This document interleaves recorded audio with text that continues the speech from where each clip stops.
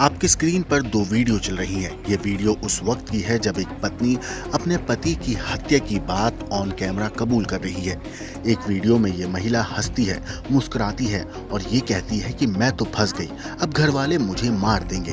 तो वहीं दूसरे वीडियो में मोबाइल पे बात करते हुए ये महिला अपने बॉयफ्रेंड के दोस्त से फोन पर कहती है कि कितना छुपेगा, पकड़ा तो वो भी जाएगा। दरअसल ये पूरा मामला है जयपुर का। जयपुर में एक पत्नी ने अपने पति को मौत के घाट उतार कर एक ऐसी कहानी गढ़ी कि जिसपे सबने यकीन भी कर लिया था। जयपुर में 12 दिन पहले हुई 27 साल के महेश मीणा की संदिग्ध मौत अब रिश्ते, भरोसे और कथित साजिश की एक ऐसी कहानी बन गई है जिसने हर किसी को हैरान कर दिया है। जिस रिश्ते को 7 जन्मों का बंधन माना जाता है, उसी रिश्ते में अब पत्नी पर पति की हत्या की साजिश रचने का आरोप लगा है। यही नहीं, आरोपी पत्नी अपने पति की अस्थियां विसर्जित करने हरिद्वार तक गई और घर लौटकर अनजान बनकर रोती बिलखती रही। लेकिन अब सामने आए सीसीटीवी फुटेज और एक कथित वीडियो ने इस पूरे जहरीले राज को उगल दिया है। दरअसल 5 अगस्त की सुबह महेश अपनी पत्नी कविता को दवाई दिलाने बाइक से निकला था। बगरू के बोराज में से दवाई लेने के बाद दोनों देर शाम तक जब घर नहीं लौटे तो परिवार को चिंता हुई। करीब 5 बजे महेश के छोटे भाई मनीष ने भाभी कविता को फोन किया। फोन कविता ने उठाया और जल्द घर पहुंचने की बात कही। लेकिन कुछ देर के बाद एक और फोन आया जिसने पूरे परिवार को हिला कर रख दिया। कविता ने अपने देवर मनीष को बताया कि उसके भाई महेश की तबीयत बिगड़ गई है और वो विश्वकर्मा इलाके में 14 नंबर पुलिया के पास आकर उसे ले जाए। मनीष अपनी बहन संतोष के साथ मौके पर पहुंचा तो महेश सड़क किनारे बेसुध पड़ा था। जब उसे अस्पताल ले जाया गया तो डॉक्टरों ने उसे मृत घोषित कर दिया। शुरुआत में परिवार को कविता ने बताया कि श्याम नगर के 20 फीटर चौराहे के पास महेश की तबीयत अचानक बिगड़ी थी, वो बेहोश हो गया। कविता ने बाइक खुद चलाने की बात कही। कविता के मुताबिक उसने महेश को बाइक पर संभाल कर रखा और जब वो रास्ते में निढाल हो गया तो 14 नंबर पुलिया के पास सड़क किनारे लिटा दिया। लेकिन महेश के पिता को इस बात पे यकीन नहीं हुआ तो पिता ने और महेश के भाई ने खुद ही पूरे मामले की जांच शुरू करी। उन्होंने आसपास लगे सीसीटीवी कैमरा खंगालने शुरू किए, जिसकी भनक उन्होंने कविता को नहीं लगने दी और यहीं से इस कहानी में नया मोड़ आ गया। पिता का दावा है कि सीसीटीवी फुटेज में तस्वीर कविता ने बताए घटनाक्रम से अलग नजर आई। आरोप है कि महेश को कविता अकेले बाइक पर नहीं ला रही थी, बल्कि 2 बाइकों पर 3 युवक उसके साथ दिखाई दिए, जिसका सीसीटीवी वीडियो सामने आ चुका है। पिता के मुताबिक एक बाइक पर कविता किसी दूसरे शख्स के साथ पीछे बैठी हुई थी, जबकि दूसरी बाइक पर 2 युवक महेश को बीच में बिठा कर ले आए। सीसीटीवी से मिले सुरागों के आधार पर जब इन युवकों के बारे में जानकारी जुटाई गई तो कथित तौर पर गणेश, अजय मीणा और गोलू प्रजापत के नाम सामने आए। पिता का आरोप है कि इन सभी ने मिलकर महेश की हत्या की साजिश रची और उसे कथित तौर पर जहर दिया गया। बेटे की मौत के 12 दिन के बाद पिता ने 16 अगस्त को पुलिस में मुकदमा दर्ज कराया, जिसमें उन्होंने मृतक की पत्नी कविता, उसके कथित बॉयफ्रेंड गणेश और उसके 2 साथियों अजय मीणा और गोलू प्रजापत पर गंभीर आरोप लगाए।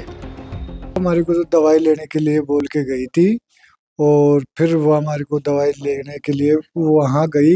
वहाँ दवाई लेने तो गई नहीं है और दूसरी जगह जाके और बेटे को बेहोश करके और 14 नंबर लाके डाल दी।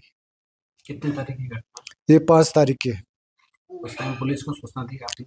पुलिस को टाइम नहीं दी, ये 9 तारीख को सूचना दी है पुलिस को। कैसे शक हुआ आपको? शक ऐसा हुआ कि जैसे वो उसका दुकान के सामने डाल के रखी थी, उसका फुटेज निकाल के लाए हैं। तो वो मुंह में से जहाग आ रहे थे और लाके हॉस्पिटल में भर्ती करवाए थे, तो वो बोल दिया भाई 2 घंटे पहले ही खत्म हो चुका था। अच्छा, हाँ जहर देने का बता रहे हो आप? हाँ, तो मुंह में से जहाग आने से हमारे ये शक हुआ है भाई जहर दे दिया इसको। कौन है सीसीटीवी में, कौन कौन आए? तो उसके एक तो उसकी वाइफ थी और 3 लड़के थे। 3 लड़के में से पहचान हो पाई? हो गई। कौन कौन है? एक तो गणेश मीणा है, एक अजय मीणा, एक गोलू प्रजापत। अच्छा, इसमें बॉयफ्रेंड कौन सा है? गणेश कैसे पता आपको? वो उस पे आ रही है, फुटेज पे आ रही है उसका, वो जो जुड़ रहा है ऑडियो पे, उस पे है। पहले कभी ऐसा कुछ हुआ इनका आपस में? नहीं, अपने सामने तो कोई बात नहीं आई उसकी पहले, ये मरने के बाद में ही आई है। अच्छा, हाँ, नहीं बॉयफ्रेंड और ये वाला एंगल कब पता चला आपको? ये मरने के बाद भी चला है अच्छा, क्या पता चला आपको? कि इसका गर्लफ्रेंड है, वो मरवाया गया है इसको।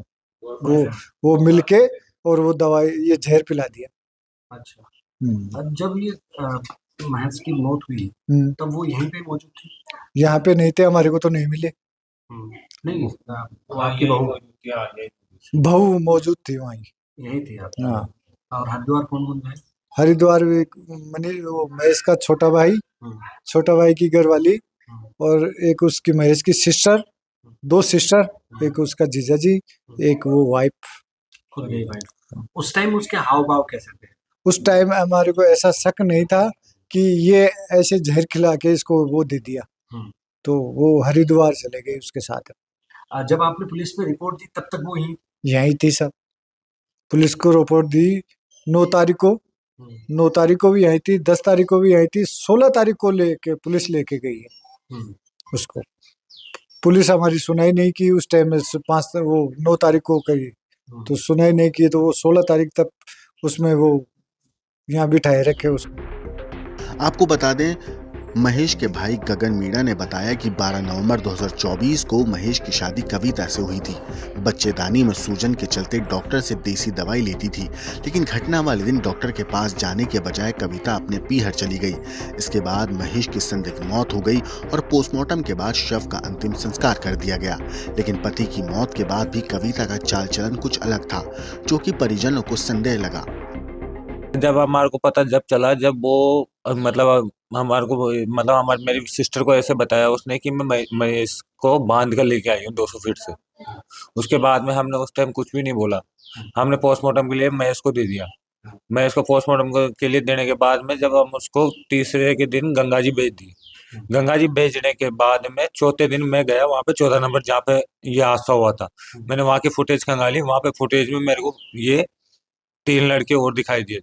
फिर उनके मेरे रिश्तेदारों के पास पता किया मैंने, तो उन लड़कों ने बताया कि ये गणेश है, इसका नाम अजय मीणा है, इसका नाम गोलू प्रजापत है।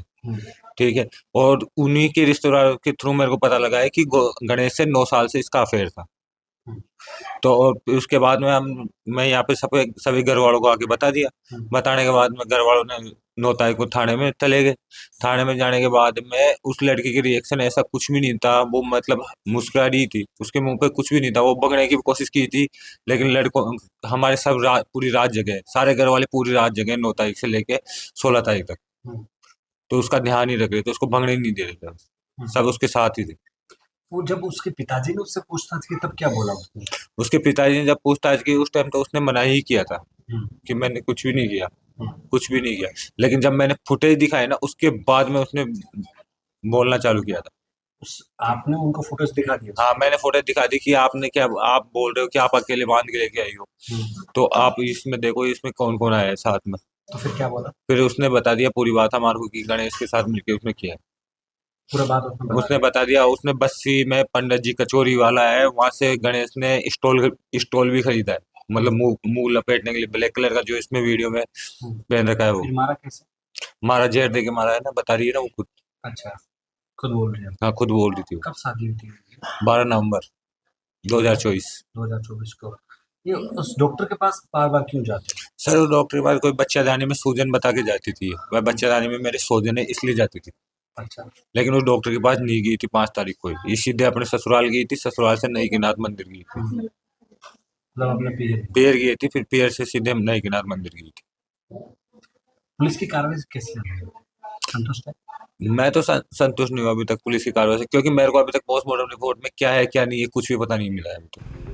फिलहाल पुलिस ने मामला दर्ज कर लिया है और संदिग्ध आरोपियों को हिरासत में भी ले लिया गया है। लेकिन आरोपी के सामने आए कथित कबूलनामे की वीडियो की सत्यता, उसमें कही गई बातों का संदर्भ और इसकी कानूनी अहमियत पुलिस जांच के बाद ही स्पष्ट होगी। पुलिस अब CCTV footage, postmortem report, medical report, mobile call details और सामने आए बाकी सारे सबूतों के आधार पर जांच में जुटी है। ब्यूरो रिपोर्ट, क्राइम तक।